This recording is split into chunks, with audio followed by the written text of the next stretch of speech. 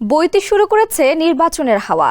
দিনক্ষণের ঘোষণা না এলেও আসন্ন জাতীয় সংসদ নির্বাচনে অংশ নিতে মুখে আছে বিএনপি ও জামাত।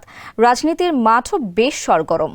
এ সময় ইতিবাচক কর্মকাণ্ড ও পরিকল্পনা তুলে ধরছেন সম্ভাব্য প্রার্থীরা। নীতি নির্ধারকদের মতে প্রার্থী নির্ধারণে প্রাধান্য পাবে বিগত নির্বাচনের অভিজ্ঞ যারা আন্দোলনে সক্রিয় ছিলেন এবং ছাত্রদল থেকে উঠে আসা নেতারা। তবে একক নাকি জোটবদ্ধভাবে অংশ নেবে তা নির্বাচনের তারিখ ঘোষণার পর চূড়ান্ত হবে। বিস্তারিত জানাচ্ছেন সানজিদা ইসলাম। ন্যূনতম সংস্কার শেষে দ্রুত নির্বাচন চায় দেশের অন্যতম বড় রাজনৈতিক দল বিএনপি। একই দাবি জামায়াতে ইসলামীরও। ইতোমধ্যে দুই দলের নেতারা দল গোছানোর কাজে ব্যস্ত সময় পার করছেন। ইডেন বে কক্সবাজার সমুদ্র সৈকতের উপর নিজেদের একটি ঠিকানা। মাত্র ৫ লাখ টাকায় আপনিও হয়ে যেতে পারেন এই হোটেলের মালিক। পাশাপাশি ত্রয়োদশ জাতীয় সংসদ নির্বাচন সামনে রেখে মাঠও গোছাচ্ছে দল দুটি। সম্ভাব্য প্রার্থীরা নিজ নিজ নির্বাচনী আসনে এখন সক্রিয়। নেতারা জনসংযোগের পাশাপাশি যোগ দিচ্ছেন সামাজিক ও ধর্মীয় অনুষ্ঠানগুলোয়। ঐক্য ও শান্তির বার্তা দেওয়ার সঙ্গে দিচ্ছেন নানা প্রতিশ্রুতিও। যদিও আনুষ্ঠানিকভাবে কাউকে নির্বাচনী প্রচারণার কোনো নির্দেশ দেওয়া হয়নি, এ কারণে মাঠ পর্যায়ে দলের ইতিবাচক কর্মকাণ্ড ও চিন্তা ভাবনা তুলে ধরছেন সম্ভাব্য প্রার্থীরা। অন্যদিকে জামায়াতে ইসলামীর দায়িত্বশীল নেতারা বলছেন, নির্বাচনের ব্যাপারে জামায়াতের দুই ধরনের প্রস্তুতি রয়েছে। প্রথমত, জামায়াত নিজেরাই ৩০০ আসনে প্রার্থী দেবে। দ্বিতীয়ত, নির্বাচনের সময় যখন আসবে তখন যে পরিস্থিতি বিরাজ করবে তার আলোকে সিদ্ধান্ত নেওয়া হবে। কাজেই এককভাবে নাকি জোটবদ্ধভাবে নির্বাচনে অংশ নেওয়া হবে তা এখনই বলার সুযোগ নেই।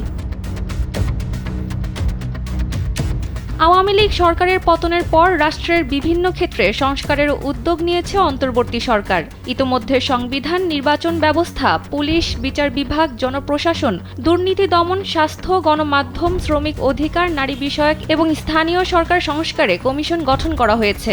দেশে গত কয়েকদিনে নৈরাজ্যের প্রেক্ষাপটে প্রধান উপদেষ্টার সঙ্গে বৈঠক করেছে বিএনপি ও জামায়াত।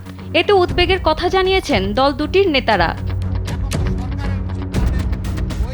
বিএনপির জাতীয় স্থায়ী কমিটির সদস্য সালাউদ্দিন আহমেদ জানান, নির্বাচনমুখী দল হিসাবে নির্বাচন কেন্দ্রিক একটি প্রস্তুতি সবসময় দলের থাকে এবং সে অনুযায়ী এখন তারা কাজ করছেন। জানা গেছে, দল গোছানোর পাশাপাশি আগামী সংসদ নির্বাচনের প্রস্তুতিও চলছে বিএনপিতে। ইতিমধ্যে কাউন্সিলের মাধ্যমে তৃণমূলের কমিটি গঠনের কার্যক্রম শুরু হয়েছে। এজন্য ঢাকা ছাড়া ৯ সাংগঠনিক বিভাগের দায়িত্ব দেওয়া হয়েছে ৯ জন সিনিয়র নেতাকে। নেতারা জানান, নির্বাচনে বিএনপি জিতলে সমমনা দলগুলোকে নিয়ে জাতীয় সরকার গঠন এবং দ্বিকক্ষ বিশিষ্ট পার্লামেন্টের ঘোষণা দিয়েছিলেন দলটির ভারপ্রাপ্ত চেয়ারম্যান তারেক রহমান। এখন সম্ভাব্য সংসদ নির্বাচনকে সামনে রেখে দেশজুড়ে বিএনপির প্রস্তুতি ও কর্মকাণ্ডে সেটি প্রাধান্য পাচ্ছে। তবে জোটবদ্ধ না এককভাবে নির্বাচনে যাবে তা নির্বাচনের তারিখ ঘোষণার পরই সিদ্ধান্ত নেবে দলটি। সানজিদা ইসলাম, কালবেলা।